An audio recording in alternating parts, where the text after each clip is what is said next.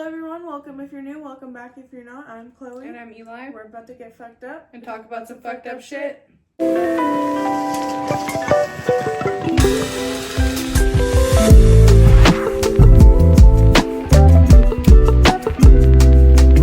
Today's video is kind of special. Starting today, we will be covering episodes of lesser known cases on Mondays and Wednesdays. Of course, this might change again in the future as we want to find what works best for us and for everyone else. So, yeah. Also, our sound quality might not be the best. We will be working on that moving forward. And you just have to bear with us and give us some time. Yeah. Is there anything else we need to talk about before we get into it? Yes, actually. We have decided to start a Patreon, which is everything is free.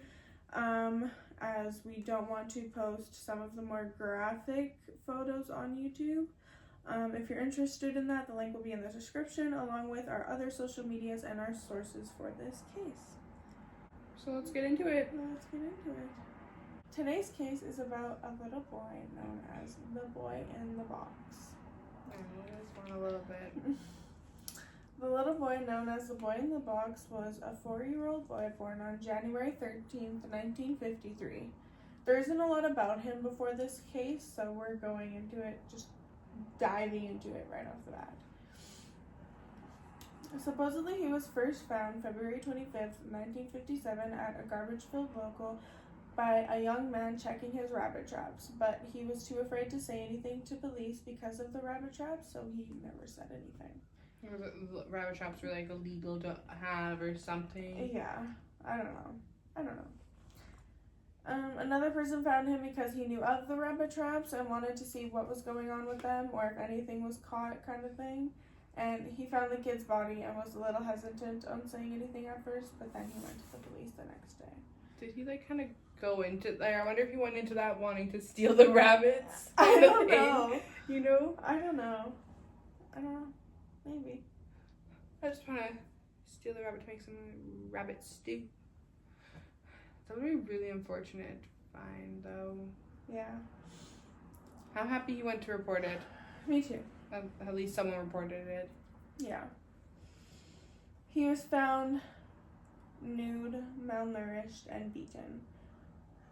This little boy had 7 scars. One on his left ankle, which looked like a surgical scar, was cut like it was made to expose a vein to put a needle in it. There was a 1.5-inch scar on the left side of his chest, which is believed to be one of the 3 surgical scars. The last supposed surgical scar was on his groin. There was another round, irregular-shaped scar on his left elbow, and the last scar was L-shaped on his chin, with 1/4-inch long cuts each way. His nails were recently trimmed, and they found patches of hair all over his body, as his hair was recently cut as well. Like, as if, like, it was cut and it was just dumped on him, or it was, like, patches of hair on his head. Like, there was, like, strands of hair, like, just all around his whole body, like, his hair. As if, like, someone, like, could have pulled it out almost, too? Well, there was also, like, hair missing. It looked like it was cut. Okay. The palm of his right hand and the soles of his feet were rough and wrinkled, indicating that the limbs had been submerged in water prior to or shortly after his death. They were what, sorry? They were submerged in water. No, but before that? They were... Oh, they were rough and wrinkled. Oh, like prunes? Yes. Okay. A tan child's scarf, a yellow flannel shirt, and a pair of black kids' boots were found by the boy's body, but the shoes didn't fit him. There was also a blue corduroy Ivy League style cap found by the body. The cap was made in a South Philadelphia shop. The store owner recalled that a man between the ages of 26 to 30 made the purchase. He did not speak with an accent, and the purchaser was never identified. There was also a long strand of brown hair found inside of the box with the boy's body, and there was a man's handkerchief found with the letter G initialed into it, and there were short strands of hair on it. The results of both of the tests are unknown and still unknown. They weren't the little boys, though? It took 65 years to figure out what this little boy's name was. And his name is Joseph Augustus Zarelli. And we figured this out in 2022. There is so many people who think they know what happened, and so many people who are telling the police what happened because it is such a well-known case. But there is one thing that stood out to the police the most. A woman identified as M confided in her psychiatrist that she'd been present when the boy was killed, and that the murderer was her own mother. A school teacher at a well-to-do in Lower Merion. After 2 years of talking to her psychiatrist, she revealed more and more about the little boy. Her mother had taken M to pick up the toddler a year earlier, trading an envelope of cash for a little boy wearing a soiled diaper.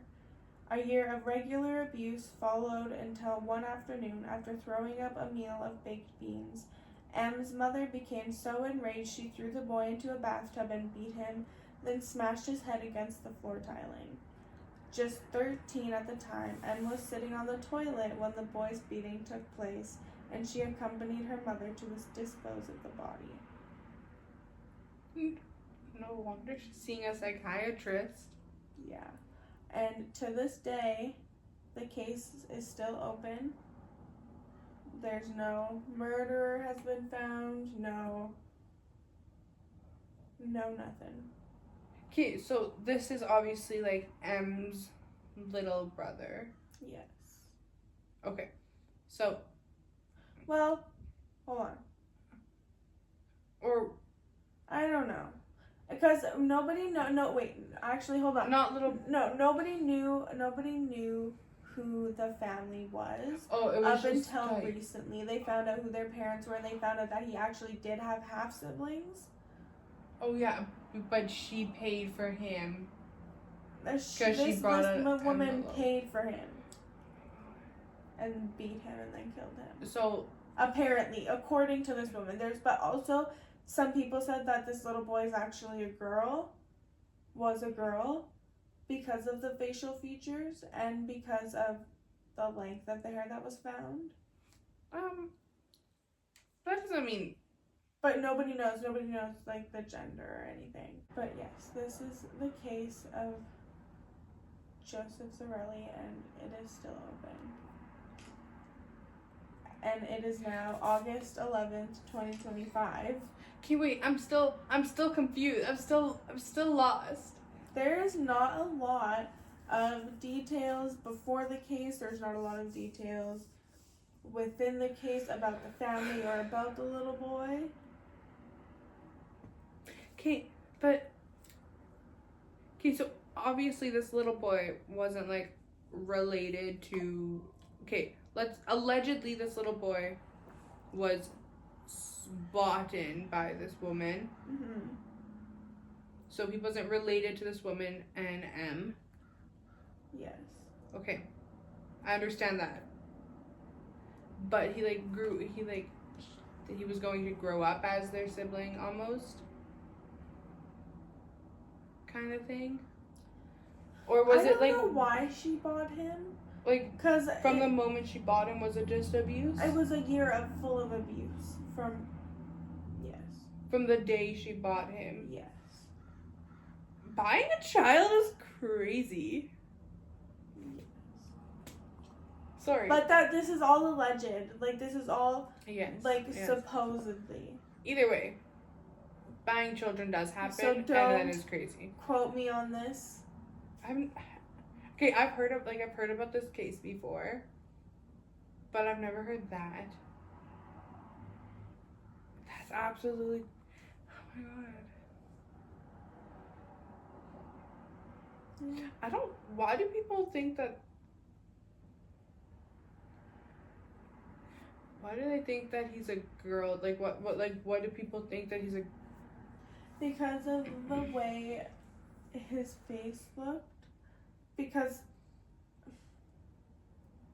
there's he was pictures, like a 3-year-old boy. There's no pictures of him anywhere. There's no actual pictures of him. There's only like drawn pictures and the pictures of his Like corpse. like crime scene like photos. Yeah. Okay. I tried to say. It's know, okay. and like, you know, and it was PG. Yeah. But yeah.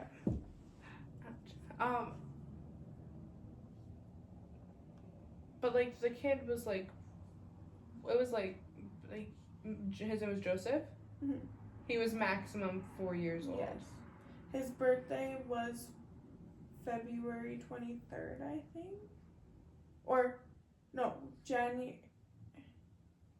His birthday was February 20-something, and he died on January. Hold on.